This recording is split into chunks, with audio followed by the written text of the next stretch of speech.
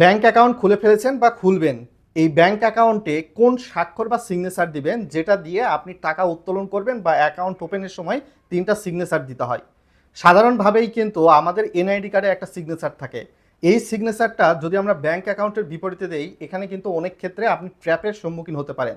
কেননা এনআইডি কার্ডের যে স্বাক্ষরটা রয়েছে এটা কম্পিউটারের দোকানে গেলেও আপনার অবর্তমানে আপনাকে না জানিয়ে সেখান থেকে একটা এনআইডি কার্ডের কপি নিয়ে রাখতে পারে, অথবা আপনার চেকবুকের পাতা হারিয়ে গেলে বা চেকবুক হারিয়ে গেলে বাড়ির মানুষ পাইলে আপনার এনআইডি কার্ডের স্বাক্ষর যেহেতু জানে, তো সেটা নকল করে কিন্তু ব্যাংক থেকে টাকা উত্তোলন করতে পারে। এই সকল ট্র্যাপ থেকে বাঁচতে আপনার ব্যাংক অ্যাকাউন্টের বিপরীতে এমন একটা স্বাক্ষর দিবেন যেই স্বাক্ষরটা এনআইডি কার্ডে নেই, এবং এই স্বাক্ষরটা হতে হবে আপনার ফুল নামে। কখনো সিঙ্গেল নামে আপনি স্বাক্ষর দিবেন না ব্যাংক অ্যাকাউন্ট ওপেনিংয়ের সময়।